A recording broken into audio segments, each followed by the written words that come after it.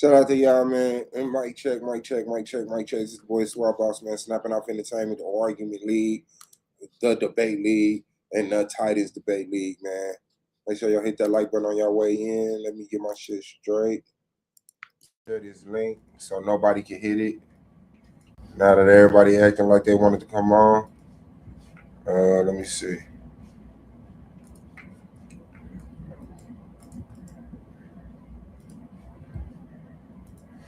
Conversation is, why do we still tolerate Christians and Muslims, man? If we know the doctrine is antiquated, if we know motherfuckers ain't knowing shit for real, how long we gonna wait for Christ? Let me get this link. Let me get this link. Let me get this link. Alright, let me get this link. Alright. Let me get this link. And then dare niggas to hit that panel.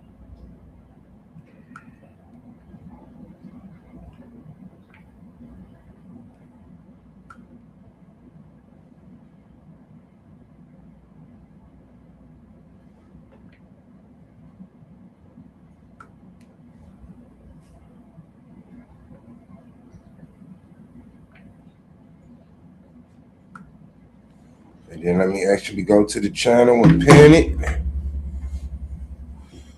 Let me see. View on YouTube.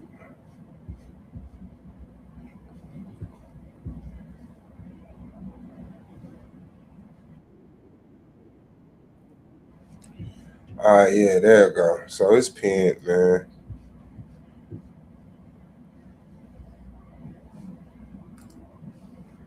Yeah, okay. That I likes that. So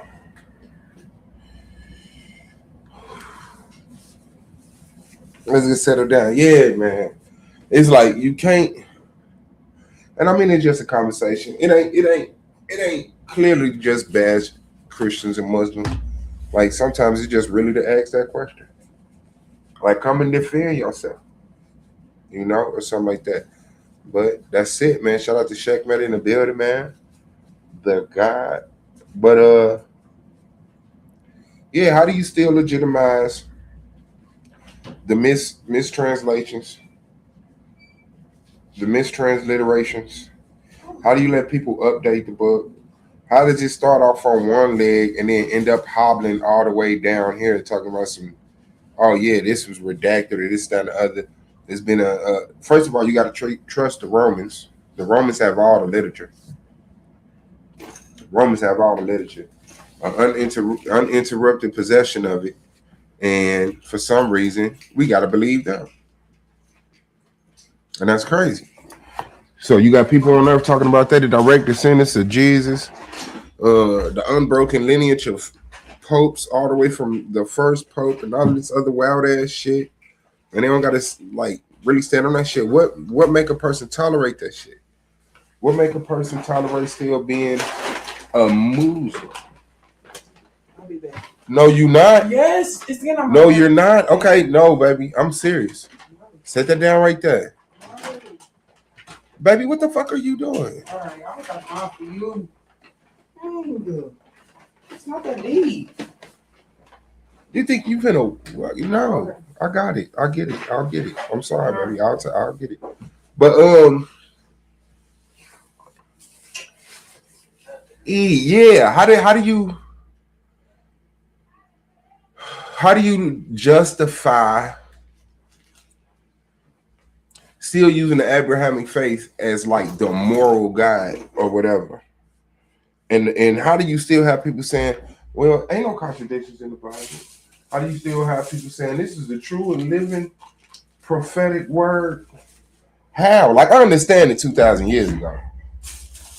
I could get it 2,000 years ago, but it's 2026, man. Happy New Year. We made it. It's 2026. And you think I'm finna let you talk to me about talking donkeys and burning bushes, talking and shit? No.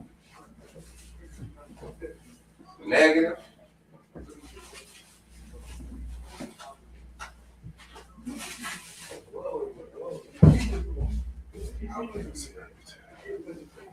My baby, short shorts. Yeah, man. Shout out to you, Mia. Yeah, man. How do you legitimize Christianity and Islam in 2026? How long are you willing to be held on? Or maybe I'm tripping. You know, maybe I need some correction. But I don't get it and I don't see it. I don't understand it. I don't understand it. We have this story of think about this like for real, for real, for real. They said they had a special relationship with the creator of the universe who came down in the flesh as Jesus. Somehow the entity that created first of all, what they're telling you is a man created the universe, and then a man got a woman pregnant, and then came down as his own son. And then but before you even get to that, set up this shit on earth. Remember the great plan of the garden. And shout out to Core is in the building, man. Shout out to you guys. Peace. Understood. Let me make sure my sound on. But yeah, so this big old great plan of this garden that the creator thought of that failed, right? That at the same time telling you that God wrote all of existence from the ending to beginning. So ain't no mistakes. The creator of the universe wrote the story of the Bible from the ending to the beginning, and then inspired men or niggas got possessed or passed out and woke up with writings and stuff. You go ahead and grab some chicken. I'm gonna eat up the bar. You ain't ready? You want smoke fry? You do? I know. Too much ginger ale, huh? Well, ginger ale. Too much ginger ale. Okay, I'm about to say get some ginger ale. That's probably the problem. Yeah. So then, now here we go with the whole story of the creation of man, the naming of the animals, and then the story of Babel, and it's leaps and bounds in this shit, right? All while proposing, and I guess people have their own ways of coming up with their dates, that the earth is a new creation, 6,000 years old, right? And then it's the story of Abraham selling his wife to pharaohs, tricking them into sleeping with her, or almost sleeping with her, and then getting rewarded a whole bunch of gold and giving, I don't even know what the point of it was. But yeah, then there's that. Then there's his sons, his descendants. Then there's the story of Noah, where the whole world got flooded. The whole world got flooded, and God told Noah to build a boat. This boat was to house all animals, all of them, male and female,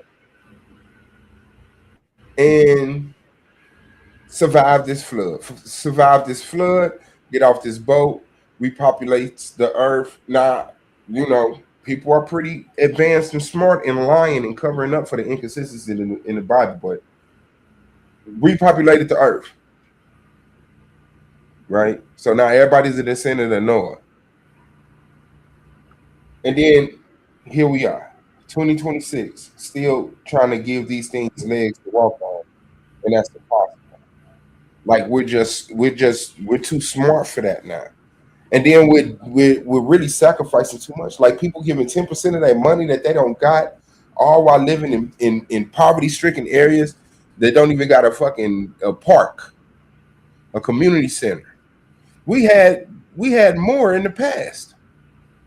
Think about that. How do we have less today than we had in the fucking past, man? The Rail is in the building. Shout out to Anu Kakarot and King Naga of the New World Order is in the building. And shout out to the super chats. Checkmate is in the building with a $2 super chat. Shout out to the Time family. God, what's good, guys? Chilling, bro. Chilling. Trying to catch a vibe on the conversation, man, so we can get it kicked off of the joint, man. Yeah, well, this just an introductory conversation, but I just decided to receive some correction from the Christians and the Muslims. And what I'm saying is, how do we still legitimize being a Christian or a Muslim with the with this antiquated doctrine that we caught in a billion lies, a billion inconsistencies that's being in the hands uninterruptedly of the Romans, and the Romans are the people who went around and murdered people to take on their belief. What are we doing? How, Stockholm syndrome. Stockholm syndrome? Yeah. Okay, put a little sauce on there. Let me know what's up. We all know Stockholm syndrome is when someone finds a obsession or infinity or whatever it is, interest in the person that's doing them wrong. Slaves Yep. fell in love with slave masters. Women fall in love with abusive men. Men fall in love with abusive women. Stockholm syndrome. Yeah, I kind of think that's like what's going on. Basically, is that as at some point we forgot that we was just playing along with them, right? You know what I'm saying? We just playing along with them so they can stop beating us and hanging us and shit like that. And we just start drinking the Kool-Aid and we start believing that shit. We start believing in the American dream and shit. And, you know, that's all it takes. You just get pacified long enough, you'll give up everything. And that's crazy. That's crazy. Because you would think the systems that show progression, like really think about this. How is none of the Asian religions prominent over here? Like out of all of the holy books, all of like the only religions that caught on are the ones who enslaved people and murdered people. How are you not able to cut that off and say, yeah, we're not going in that direction no more? Well, I think most of the major religions were warmongering cults at first. All of them was, even the Buddhists. The Buddhists? Oh, okay. But yeah. Yeah, you know, Buddha was a warmonger. He was a warmonger before he became the pacifist. He was a warmonger, and he got tired of the killing and all that shit, and he turned, to the Buddha. Court is in the building, God. What's good, brother? You got something you want to say? Add, question, correct me on anything? I mean, I'm listening. I ain't really got nothing to add yet. If it's something super crazy, I wanted to say something about something you said, but it slipped my mind that quick. So, okay. But yeah, basically that's what it is, man. About the doctrines being antiquated, outdated, caught into a million lies, it being in the hands of the Romans uninterruptedly for 1,000 years, while they murdered the people who thought differently than them. So it's like now that we have the power to speak truth to power, why not tell the Vatican to kiss our ass? Why not tell Rome to kiss our fucking ass? The royal family kiss our ass. Why don't we, as a species of people, go into these so-called air quotes sacred buildings and get the truth? The Vatican has 8 miles of a library up on it with artifacts that don't belong to them. Huh. But guess what? They'll give you the Septuagint, the Vaticanus. They'll give you the Codex Sinaiticus. No. Open them doors and let us get a peek in there, because you don't own none of that shit. Like, who gave them that authority? I understand about a sword. Go ahead, God. I was going to say it's a conspiracy theory that their library, the Vatican Library, hasn't been fully accounted for. It's fully accounted for. Scholars, if anybody, have direct access to most of the Vatican library, but everything in the library is accounted for. So there's like an itemized list of everything that's in the Vatican library? Yeah, the Vatican library has that itemized list, but I'm saying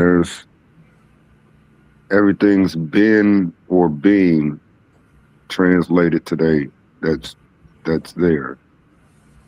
it's not a. I don't think we need to suggest conspiracy theories like that, or even um, like with Christianity being a Roman system.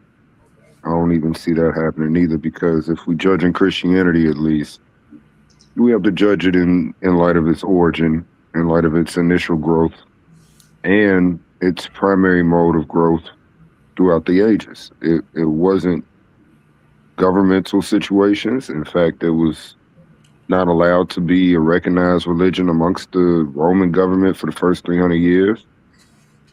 Um, we got to wait till right before the Council of Nicaea before it's a licit or a legal religion.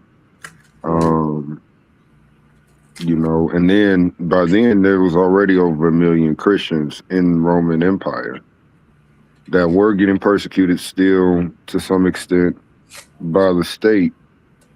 And even at the Council of Nicaea, many of the church fathers that was present had war wounds. Like they had injuries from the last phase of persecution under Constantine. So I wouldn't necessarily say some of the things you said. I'm gonna leave it right there. I ain't trying to hog the mic in that note. Understood. I appreciate your input, God. Its origin, I wish I could. I wish I could just hold it up, but no, it's what it is today. Like the origin is gone. Any link to the origin is gone. What we now have are claimed translations of original script. Or oral shit is your hit on anything being passed down orally, especially when the people got dumbed down. Languages got changed. Certain languages were outlawed. Certain scriptures in certain languages were outlawed. Certain scriptures were outlawed. And we're talking about a long time. Just thinking about like let me see. Who was that? Who just? You mean like the Jews that said there were certain books, like during the rabbinical period, they said there were certain books that defiled the hands? That defiled their hands? Yeah. I ain't never heard that type of vernacular. Who said that shit? Yeah. Rabbinical Jews did. They don't give a list of the texts that quote unquote do this, but many scholars suggest it's probably biblical, like New Testament collective literature.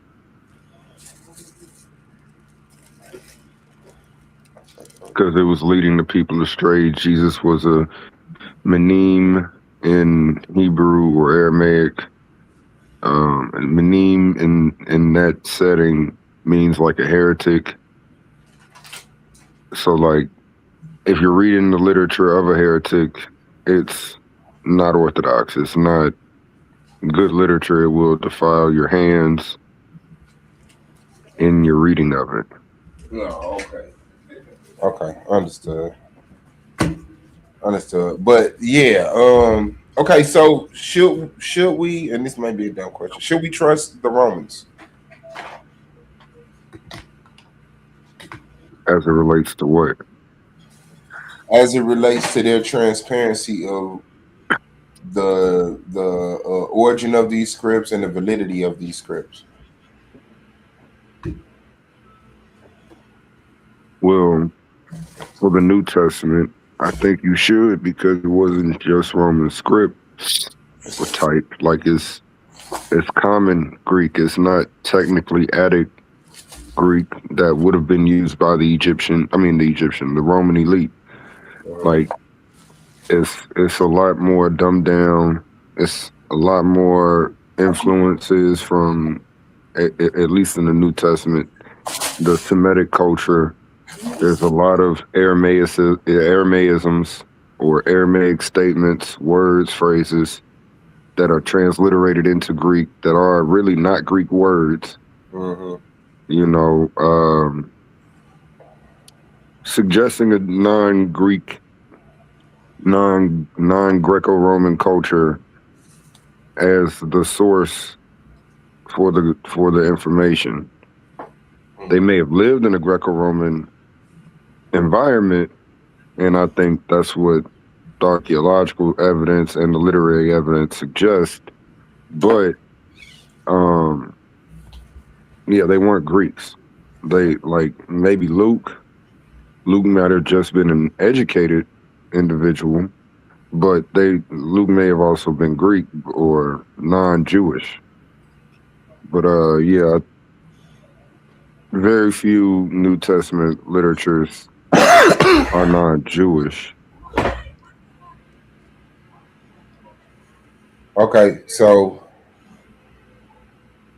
but did you get to just my argument though, right? Like Yeah, this I got you. be shut down, right? Like we need to stop playing. like we could do the things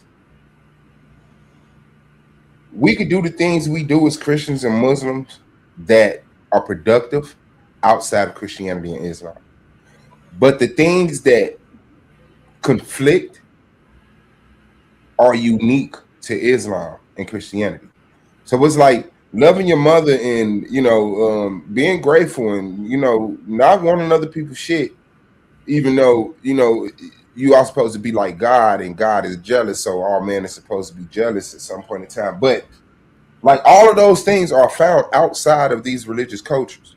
But the things that come uniquely with these cultures is the belief in the Yahweh. Well, not the Yahweh, but belief in that God with those characteristics, certain events, certain immoral stances, and control over people. All of that stuff is like the Bible introduced that. The Bible introduced that. The Bible compiled that and delivered that in that manner, as far as I know. But outside of the Bible, without the Bible and without the Quran, cultures still have kindness, politeness, forgiveness, not being greedy, not being wicked, not killing, not raping. Like we still have those things outside the Bible. So when people like Jesse say, well, you don't have a moral book, I don't need a moral book. And the fact that you need a book is like how are you impressed with that? Like needing a book is like needing a constant reminder to not like be the worst person in fucking earth.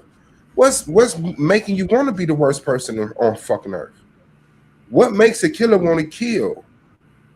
And then when I read a lot of the times when people kill, it's due to some belief, some religious belief that trickles down to their ideology politically or socially. But it stems from that God. In every neighborhood that I lived in, and this may be just, I guess, being petty or facetious, but the Christians are the most violent motherfuckers around. It's the same people that'll tell you God bless you, that's walking around this motherfucker controlling the drug flow, hoarding all the guns, bumping into each other at the gas station and liquor store and getting into it. Can't throw a house party no more. They all Christians. Christians. The KKK was Christians too.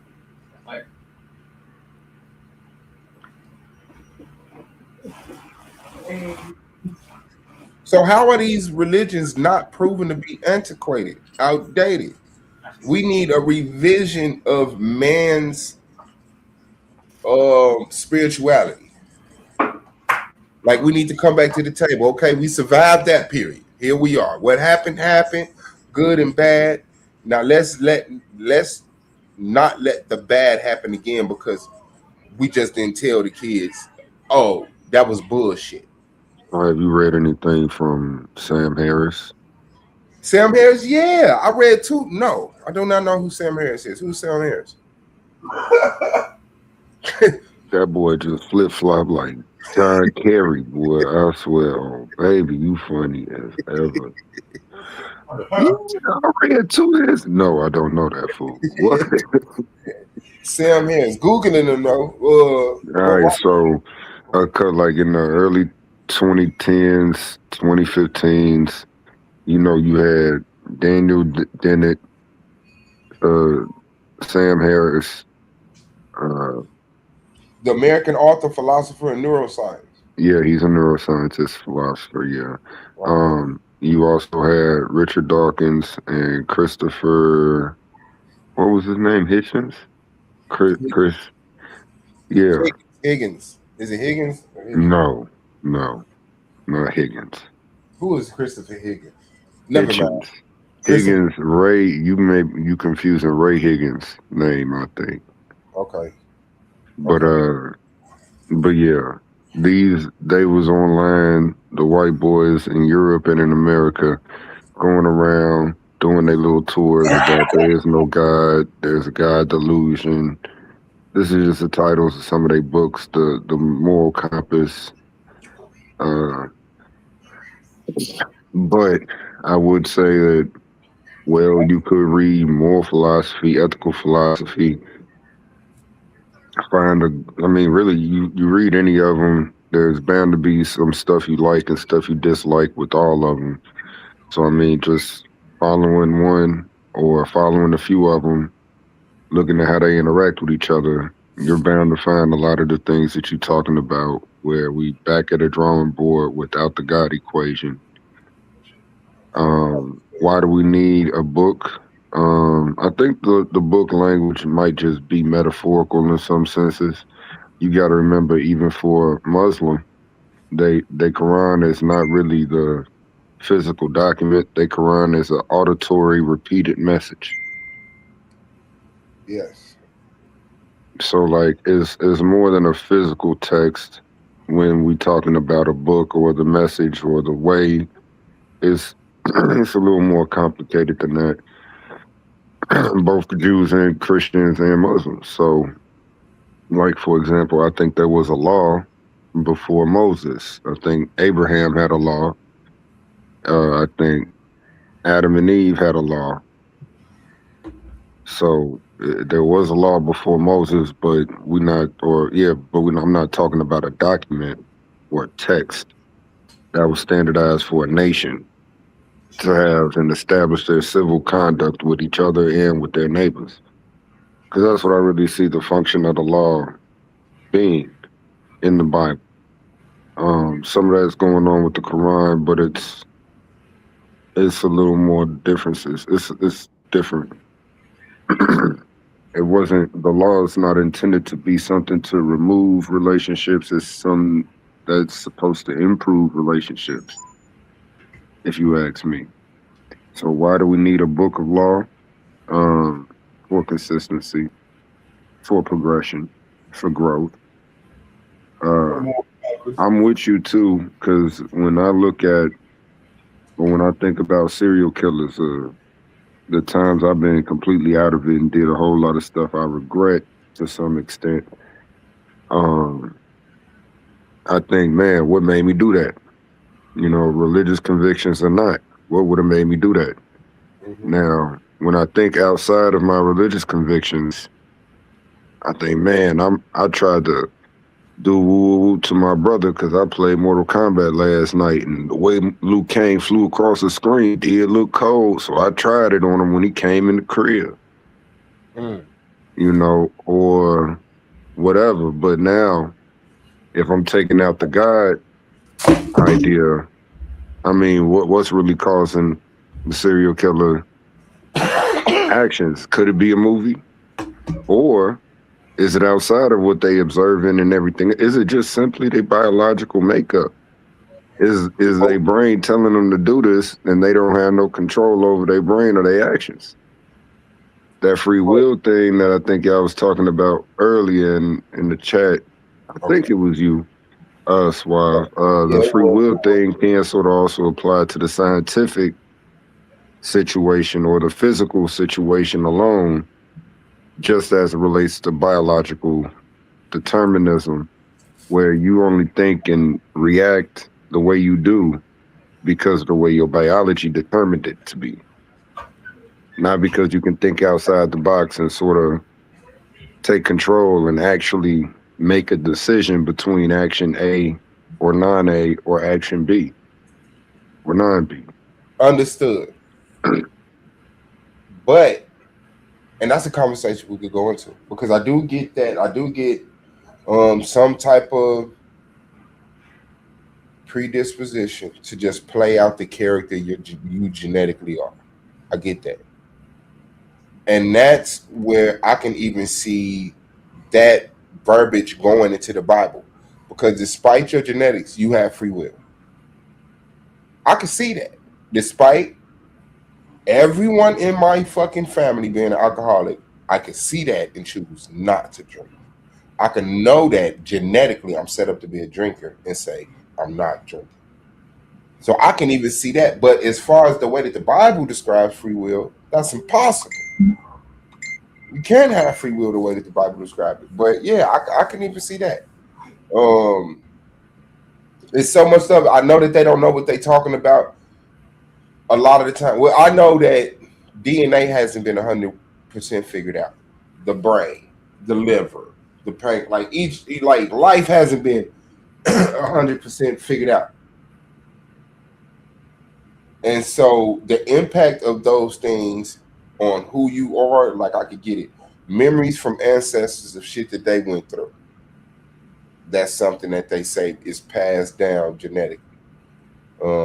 Like you say, predisposition to certain habits, thought patterns, are passed down. But at the end of the day, the Bible and in God shouldn't be greater than that.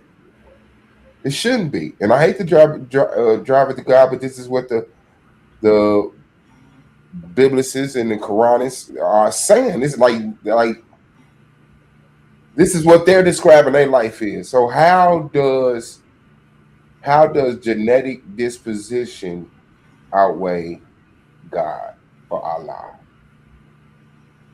How do it despite, and then the way that I see it, a lot of the world has had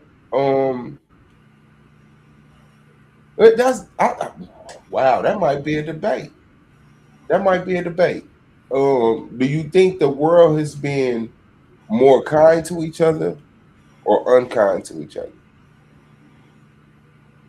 That could be a conversation because I believe the world is, despite what we see today, that the world has been very kind to each other. People did not always go around and declare war on each other and murder each other and shit like that. I don't believe that. I don't believe that. So what does this first jump down from? But yeah, as far as that, I just don't see.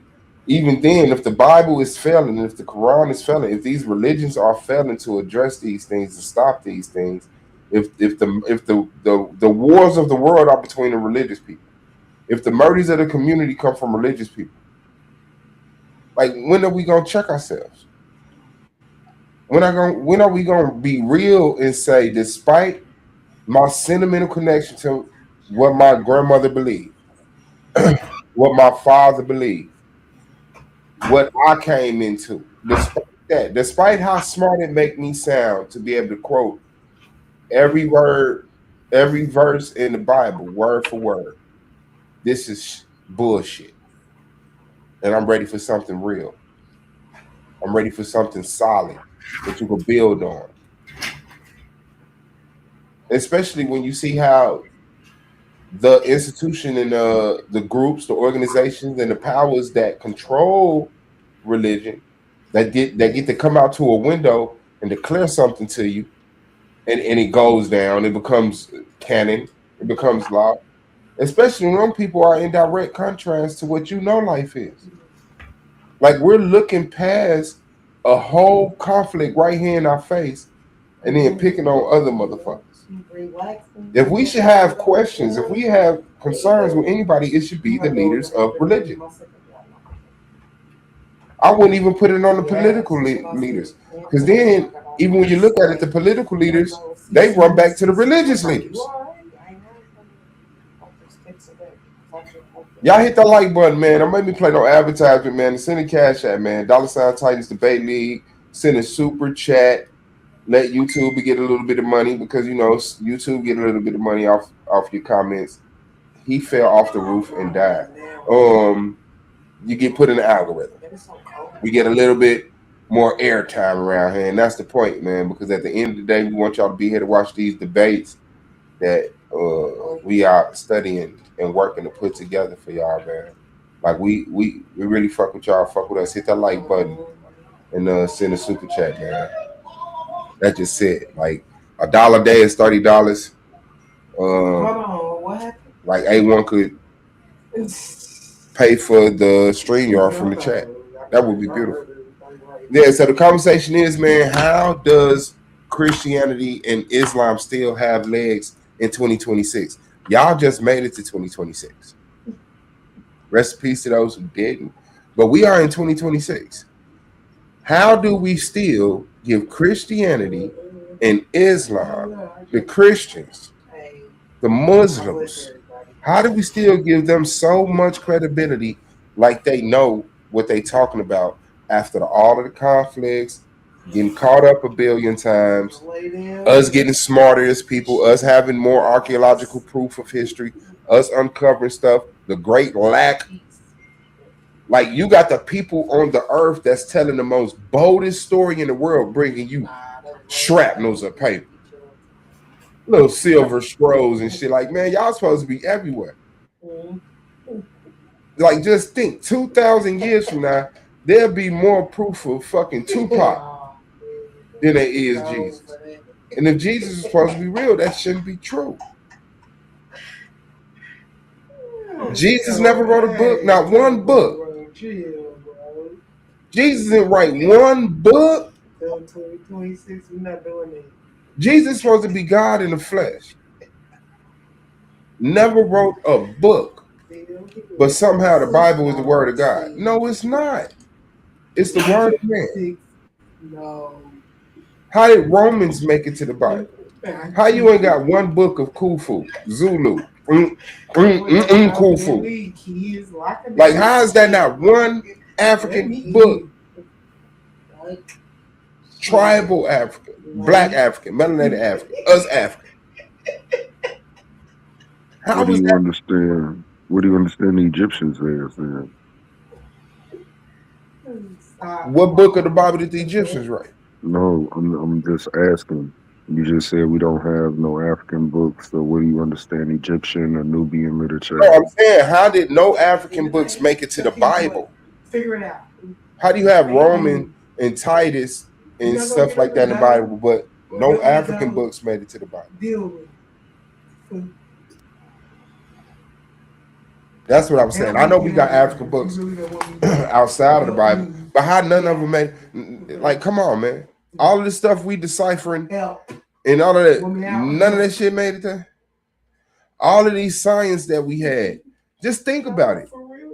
Look at the walls of Kemet. They have, look at the books, the writings. They have medical papyrus, didn't make it to the Bible. The pyramids itself didn't make it to the Bible. We have all of these studies on life and death, and none of it made it to the Bible. We got people sitting up here telling you a serpent talked to man. Like, come on, man. How dumb are you willing to be, and how long are you willing to be? Like, I understand my grandmother, she really couldn't read. She just went to church and got read to, preached to. I understand my grandfather. He couldn't read. He had to go to school and work at 12. I get that. But you all are the most resourceful motherfuckers in a long time.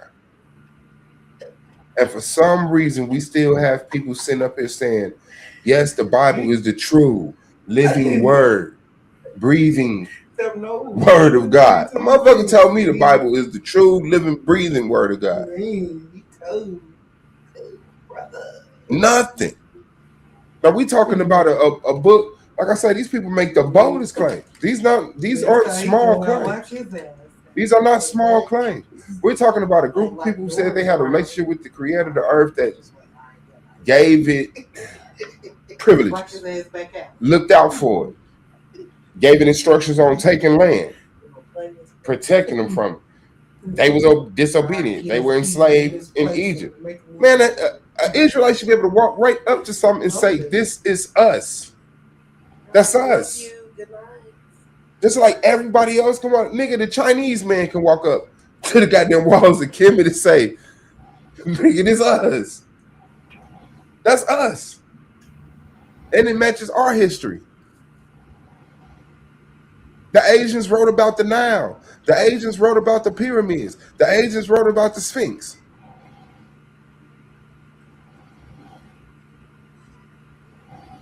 Yes, we got to do better than this. Especially black men who are expecting black women to submit or partner up with them.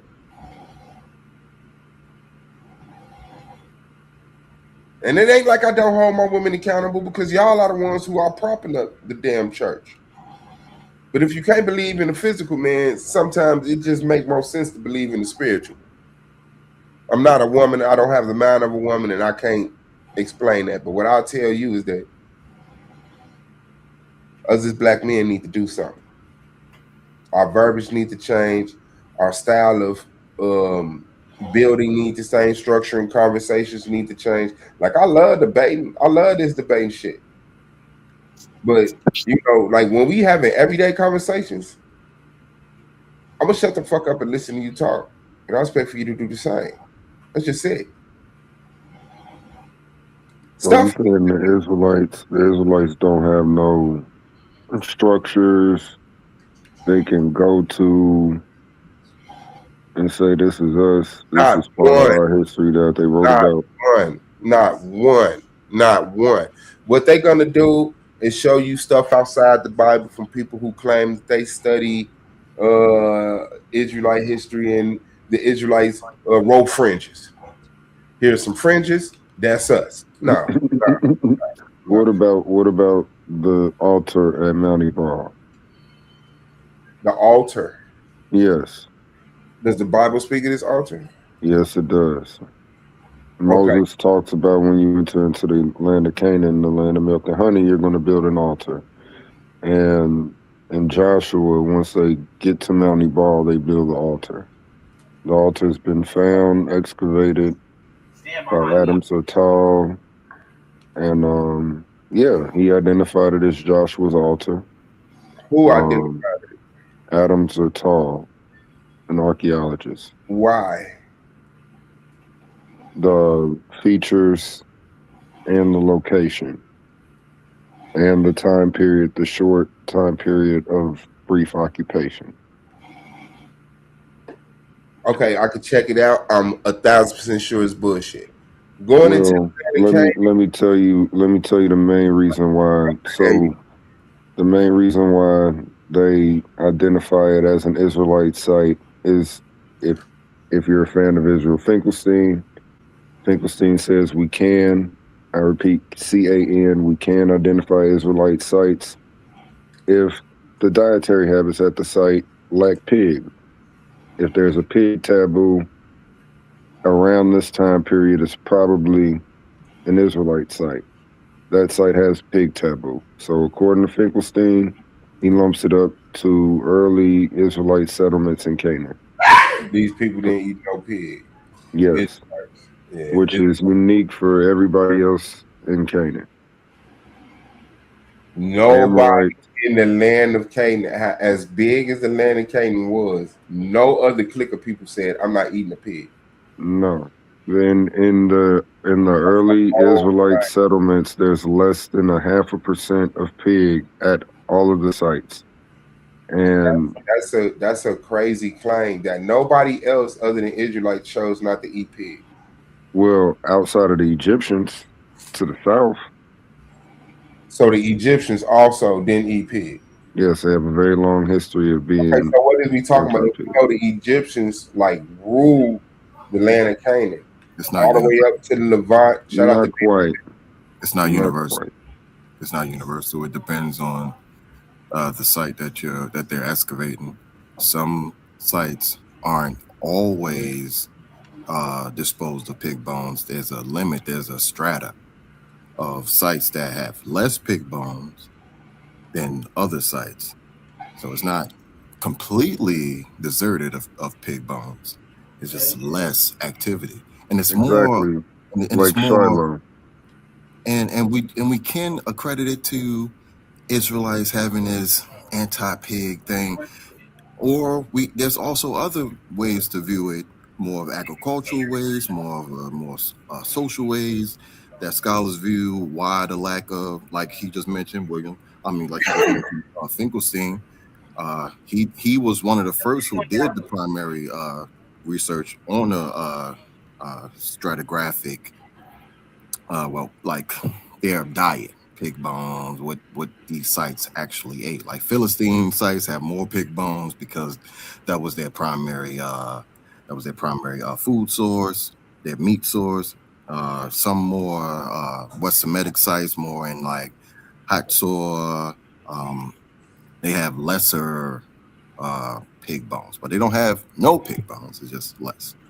And that's Yes, what I was and saying. it depends on the stratigraphy, but we're talking about the transitional period, blooming into the first Iron Age.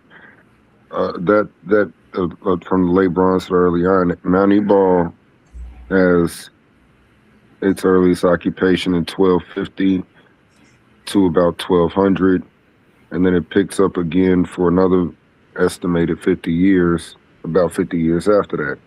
So for two very brief periods of occupation, but it's not merely that. That's why I said if you're a fan of Finkelstein, that's one point of evidence. Another point of evidence is that it's an Israelite site is because of the four-room house. So these two features in conjunction often suggest certain things, and that's one of the things they suggest, that it's an Israelite occupation. Remember, also four-room houses are not distinctively Israelite. Well, that's William G. Dever and Finkelstein both says this. These are not distinctively Israelite architecture. Finkelstein does say that. Dever is a little more nuanced when he makes his statements, but he says that it does seem to be an Israelite housing structure. Finkelstein, Dever does. And hold on. And I would also suggest more updated reading on these things, such as Avram Frost. I have, yeah, Abraham Frost. I've read his. Because what do they date it to? What do they date it to? What do they date it to? To the initial site occupation period, the four-room house at Mount Ebal. So 1250. No, I don't know. Oh, okay. 1250 to 1200. That's the earliest strata of occupation. BC. Yes.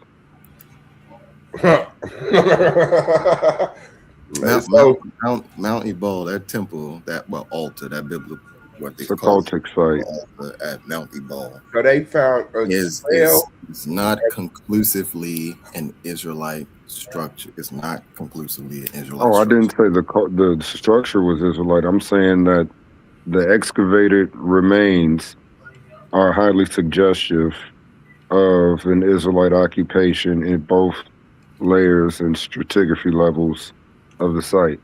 Right, but how they identified it as an Israelite is through material culture, and as I said, the material culture is not distinctively Israelite. So that's it is not according to Finkelstein and Dever. Both say Mount Ebal is an Israelite occupational site. I would have to see that. Well, Finkelstein said it in his article from '96. Finkelstein said it in the. Yeah, there's a lot of other archaeologists, such as that also would agree. Aaron Meyer, Ami Mazar agrees, and Ami Mazar doesn't agree that.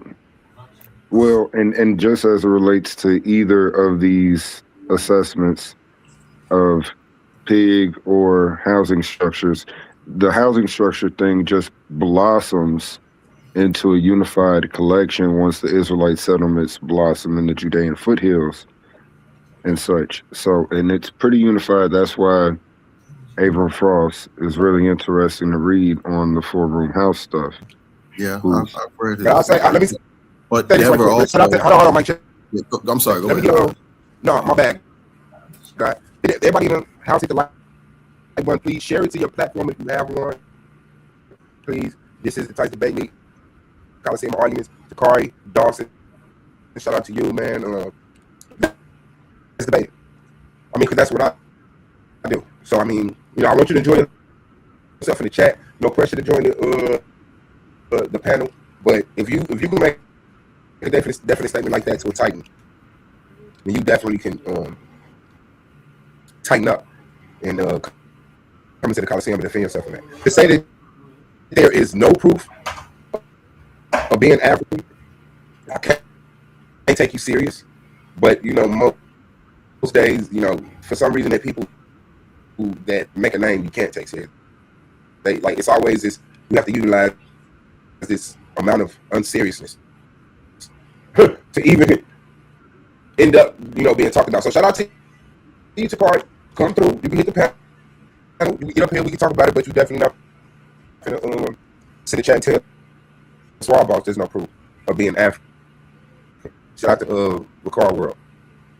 Okay, go back. Go ahead, guy. I hope I didn't make you lose your point. Hey, just to let you know, Suave, I didn't know if it was me. It sounded like your mic was glitching a little bit. Okay, bet. That's it. Okay, go ahead. I'm gonna restart my computer. Y'all can hold it down for me. Y'all can keep the conversation. But yeah, there's an abundance of scholars. Aaron Meyer, Abram Frost, he's a scholar. Just about every modern Bar Ilan University scholar I know, Tel Aviv University. Well, I mean, everybody I know says, yeah, Ami Mazar. Mazar agree. Yeah, Mazar agree. He and Zertal, I forget his first name. The person who identified Adam. Adam Zertal, who identified the altar. Mazar, he said he may be wrong in his interpretation of the temple. So I don't I'm glad he's a good scholar. Now, and Adams, I don't have a problem with that. That's a good scholarship to articulate your findings according to your best assessment at the time, and say that, hey, you know what, guys, I might be wrong on certain things, or I might be wrong on that in the fifth.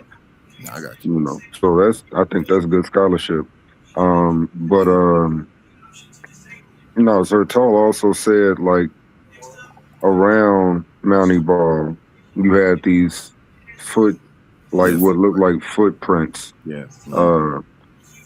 All the way up going towards Israel or something like this. But a lot of scholars doubt that was, but they haven't been excavated. It is in hot territory. Yeah, I think it's like around the Jordan Valley, like about.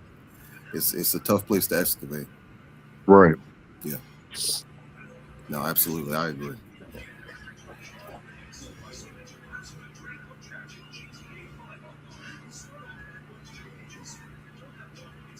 For people that want to read a pretty good book on some of these issues that will give you more than enough introductory level literature on these issues, I would suggest taking and he's also a specialist of Mount Ebal. I just thought about it. Ralph K. Hawkins, How Israel Became a People. Yeah. Great work.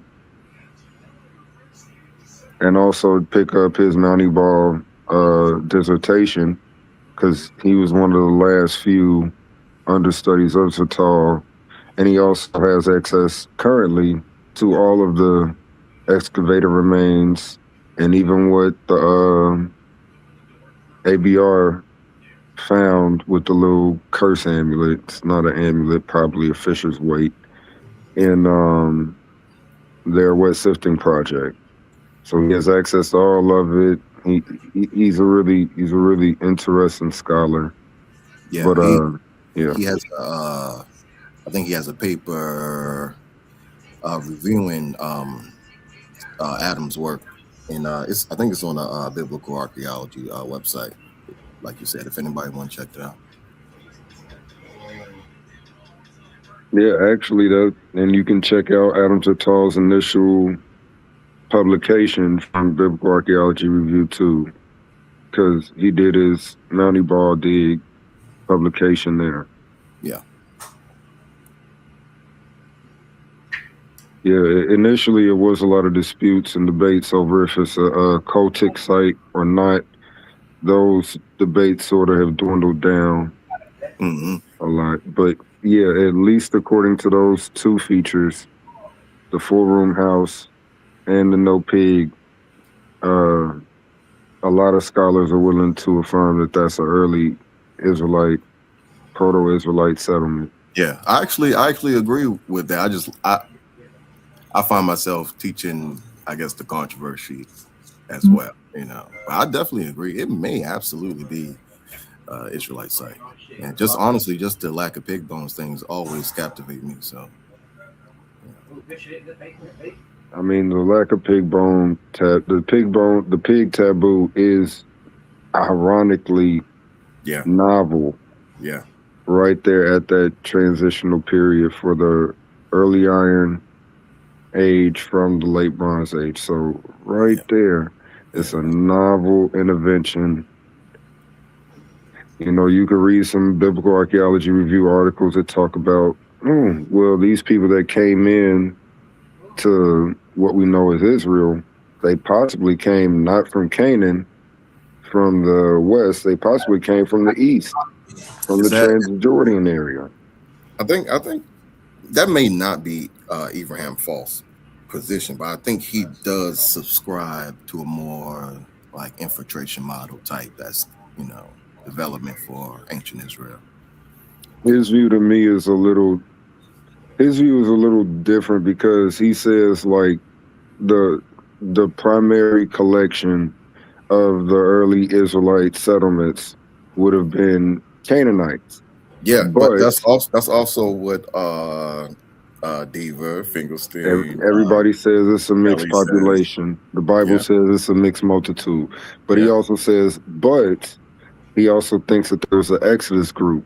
And I think that the Exodus group, and when he says he thinks it's an Exodus group, to me, I gotta go. Well, I'm thinking of video, so I don't know his actual source for that. But I feel like he might be referencing something like a Richard Friedman's thesis of the Levites. Yeah. There's a book by I forget her name, but it's called Biblical Peoples and Ethnicity, and she pretty much said what in my opinion, is the consensus on Israel ethnogenesis, and she goes through a lot in describing the material culture and how, you know, archaeologists, you know, dating and everything, and she has her idea of a small group, Exodus group, and I think Finkelstein, I think Deaver, I think Mazar, I think Silverman, I think they all kind of give like small Exodus group maybe like a chance, you know, in the historical analysis. And, yeah, I don't think Deaver. Well, Deaver really doesn't deal with Exodus. not Finkelstein really. says that it's, and neither really does Mazar. But but Finkelstein, he says, you know, the whole Exodus tradition is a parody, basically, of King Josiah or something like that. And he has this big Deuteronistic dating situation for it. So it's weird. I don't agree with him. He'll even make a big fuss over what the overwhelming majority of scholars think is an 11th, 12th century BCE document called the Song of Deborah and the Song of Moses.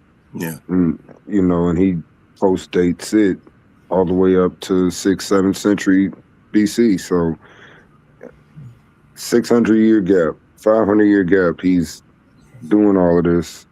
And I think it's unnecessary, but yeah. And all because he says things like, "Oh, I'm trying to be physical with my dad. I'm trying to have a physical history. Some of that stuff to me is a farce. You can't really have physical history in a history that's primarily redone by means of literature. Yeah, I think I can agree with that.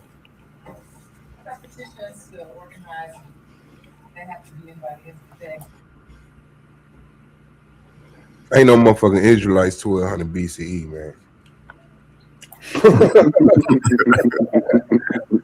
I'm not going, dog. Shout out to the world, man, but nah. You mean like the original IUIC or something like that? Man, yeah, Okay. yeah. Fuck it. Why not? What we gonna call them? The Maccabees? I wouldn't know. I would just say, you know, the thieves of legacies. It's like motherfucker just take everything, all the credit that's to be taken. Somebody built the toaster, Israelite did it. So it's just like in the past, it's just like a lot of the things that got popular and got partially world renowned would just get swept up by the people who was winning at that time. Yeah, your story is not our story. We never took a loss, this, that, and the other. And so it gets to this place where the Bible gets credibility because they say, but they write about their losses. Like I could get that working in antiquated times. Like, and I know that motherfuckers, if you give a motherfucker enough chance to lie, they become good at lying. Yeah. They become good at lying, And I mean, that's why you got to kill shit quick. Because motherfuckers start having you question yourself like, damn, yeah, nah, I ain't going. I'm not going. That's just it. Motherfuckers is great liars, man. And then look at the funding behind it. It's like because mainstream archaeology already knows this is what it seems like. It's like they know this shit is true. So they purposely allow for biblical terms, biblical narratives to be so easily just added to archaeology, to history. Like, nah, man. That shit shouldn't get no pass, man. That shit should not get no pass. And then you know it because when you look at that same institution, when they deal with the Asians, they don't play that game. They don't play that game. They don't act like their origin story has validity and this might be the sign of the great fish that pulled the boat. Like, they don't do none of that shit. But when it comes to the Abrahamic shit, they're like, oh yeah, this might be the tomb of Abraham. Bitch, how? And you ain't found a shoe of Abraham. How you get a tomb? And nothing else. And we talking about we here. You been here. Look at the Romans. Y'all been here. This is all you got? You've been here. You were the people who openly hoarded other people's stuff. You don't got none of it? It burnt down in the library and you can't even show us a pile of ashes. Like, come on, man. We gotta be smarter than this, man. We gotta be smarter than this. I could justify motherfucking goddamn Popeye's chicken more than you could justify goddamn Christianity and Islam. Even though they both killing us. Man. So I just be wanting that, you know what I'm saying, to like evolve and see how people really shake religion, really shake the bad parts of it and how to incorporate the good into a system that's their own, that they came up with for themselves. Because I mean that's virtually, I mean, that's all there is here. You are you, everyone else is them. The people you have a like mind with, you kind of prefer to be around. The people who don't, you don't. You know, unless it's a stage of conflict. So yeah, I don't need to be around someone who says, well, you know, pork ain't supposed to be eaten by humans or whatever. And my whole religion is around a pig. Because when my people were starving, the only animal around was a pig. And so we gotta give honor to the pigs whose life we had to take for us to live on. And then here you come trying to declare war on us because you need an enemy. Y'all disagree with me, let's go to war. Like, that shit's crazy, man. Look at Israel and look at Palestine. Do y'all know that that's biblical? Blow that bitch in your face. That's biblical. That bitch in your face. That's the only reason why that shit is getting overlooked. You had the United States take a group of so-called Jews from out of so-called Germany and put them in the so-called Palestinian land against their will. They had other places they wanted to go. Yeah. And then within a generation, the whole landscape flips. Well, now most of it is Israel and Palestine has a small strip in one generation. Someone was alive when Palestine was Palestine, and before they died, Palestine was Israel. And Israel and the Palestinians were a group of bad people that just for some reason just keep attacking Israel. Who is letting this blatant illusion, this lie and narrative go on? And why?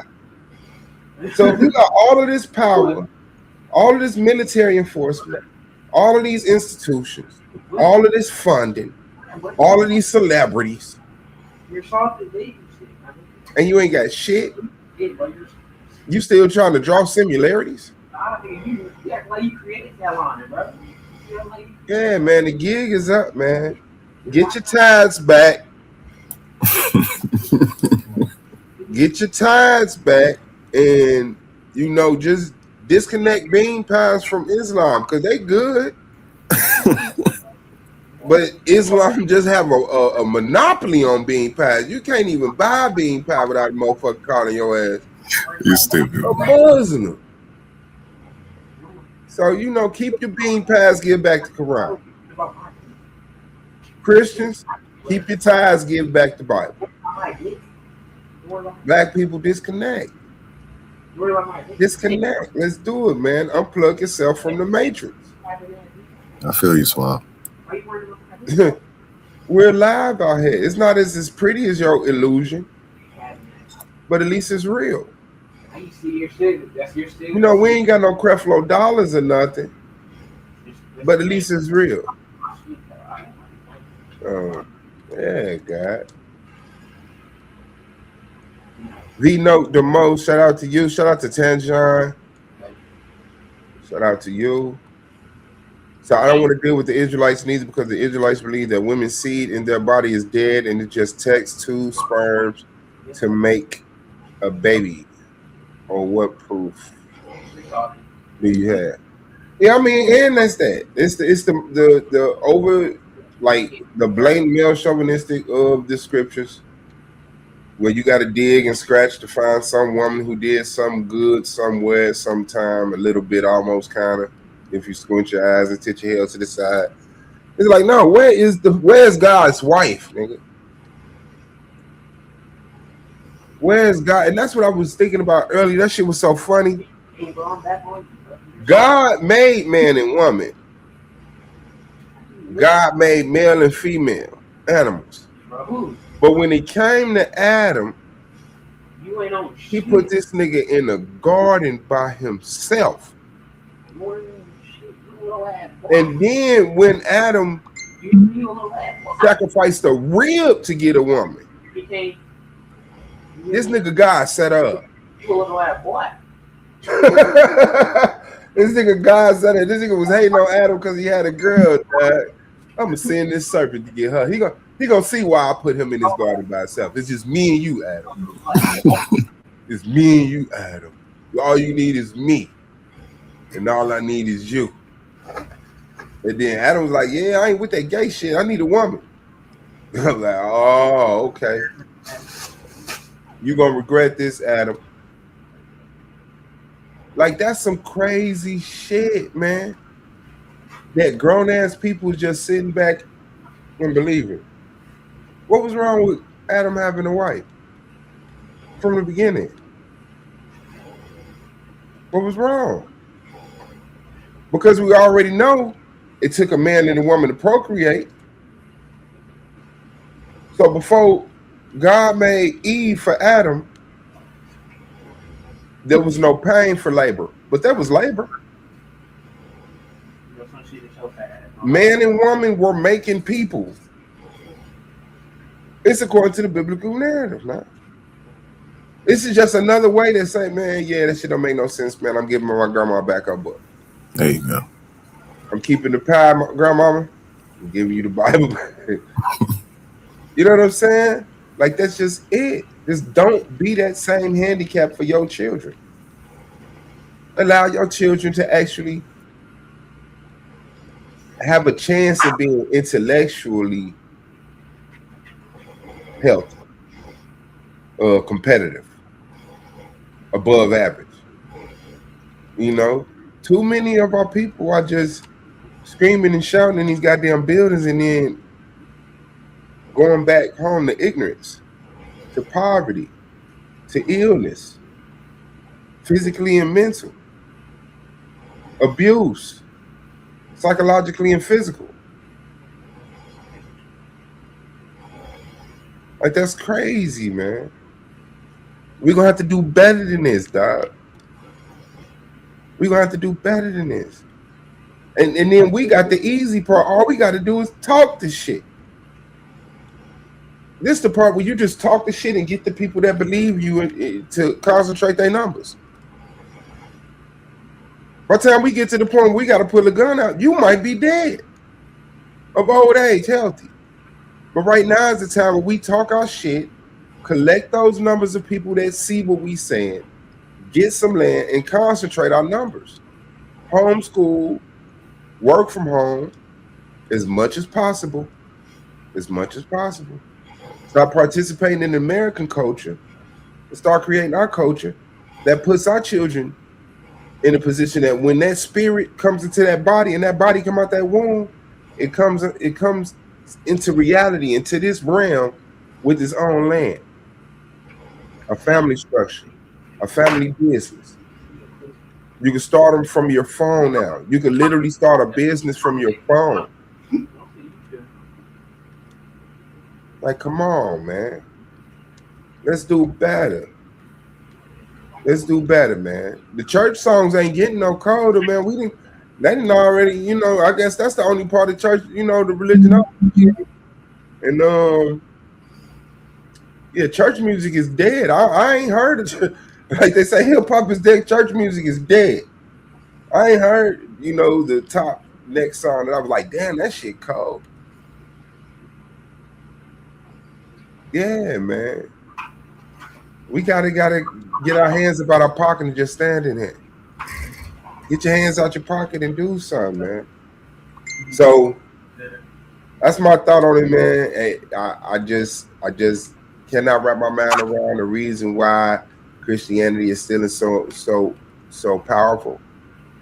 And I'm not, and I can understand it at a certain scale because of the money and all of this, but I'm talking about between us, because the Vatican ain't paying you shit. You not getting no benefits from being a Christian, from being a Muslim. You making all the sacrifices for the people at the top for it to be worth it for them. Only reason they talking this shit is because they getting paid, they getting security. They get to have a structure to call a home. It's impressive. Their wife like it, and she bears them kids. Like, I could see that. But I guarantee you, if it was up to them to fund Christianity and Islam, they'd be atheists. They'd be talking about ain't no God. If if God wasn't blessing them so much through your pockets, if God had to figure out another way to let that cup overflow, them niggas would be kicking that goddamn Bible across the room.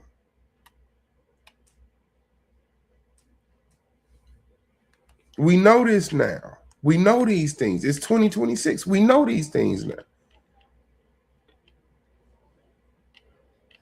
New year, new you. New religion, man. No religion. Well, I think that's well, okay. The reason why I don't have a problem with religion, because to me, unless you're an atheist, you do believe that there's something greater. To me, there is a creation. A creation happened. Therefore, there's a creator. I don't have any details. All I know is that all people come from vaginas. Something had to create the first vagina. Creator. Okay? So not trying to draw any conclusions. What I'm saying is that any traditions or habits that you form out of that philosophy, thinking, what is the creator? That's your religion. Like a religion is just a pattern of actions and traditions that are based around your belief in a higher power. You know, don't mean you have to have a diet. Don't mean you have to have a dress code. Don't mean you have to declare war on the Canaanites. You know, so I don't let them burn up every word with me. That's like I don't know, unless I have a misunderstanding. It's just like the word coat.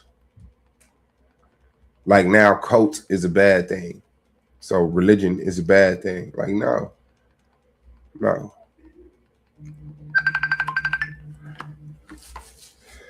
You're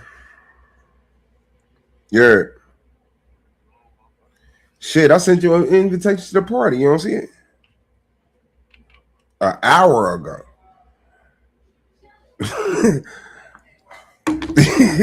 All right, jump in it. Man, I just don't see I don't see how you legitimize this any longer. I don't see how you justify this any longer. I don't. Christians, give us a break. Calm down. Muslims, please remove yourself from the conversation completely. You've been caught. Let me see. These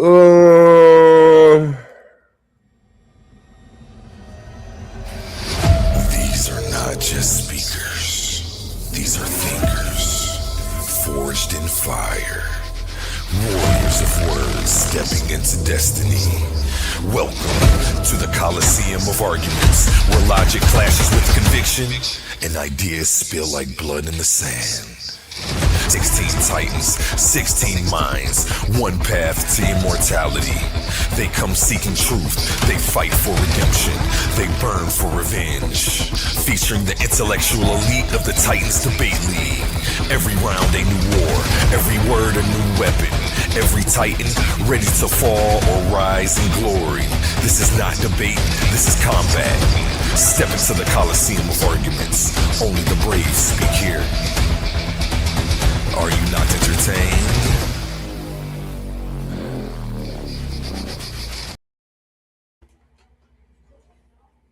All right, man. Hold on, y'all.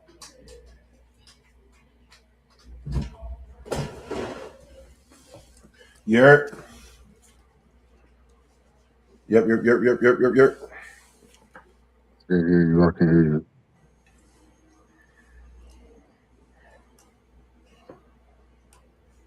Okay.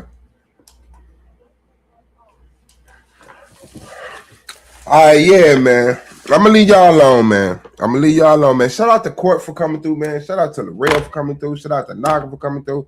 Shout out for the brother Ben coming through. And I think that's it. If I'm mistaken, I apologize. Shout out to everybody who came through here, man, and hit that like button. Shout out to Shekman for holding down the chat and sending the super chat. That's the first super chat I seen. Shout out to everybody who came through and commented. We know the most Car World, Tanjan, Korshak, Mad. Takari was in the building earlier talking shit and then ran as soon as I said something about the bait. Shout out to Body Artist 999 and Nobody, Mr. Ducks, Mr. No Ducks himself. Shout out to The Bra and Mickey Dub, man. I believe that was it, man. Thank y'all for coming through and fuck with the boy. Listen to what the hell I gotta say in my little corner, the armpit of the world, man. Them keys to the Rover has been officially duplicated, and few people got a key. So hopefully we start seeing people going more live more often. I got a key, so I definitely will be going to the gas station on y'all ass every now and then, busting the move, man. So thank y'all for riding with me, man. Titans up, man. Subscribe to all of the debate leagues in this corner of the world, man. Shout out to the debate league, man. Shout out to the Titans debate league. Shout out to all the other debate leagues that are out of the loop on. But yeah, man, let's bring intellectualism a little closer to home, man. Put your Bibles down, keep your ties. Put your Quran down, keep your bean pass. And this the boy Swab Boss, man. Black Power, keep your head up so y'all can see the bullshit coming. Keep your head on the swivel, and may you progress in lanes in which you got a passion, because work is work, but it ain't got to be torture, man. It's the boy Swab Boss. Love yourself and everybody else, man. Black Power, I'm gone.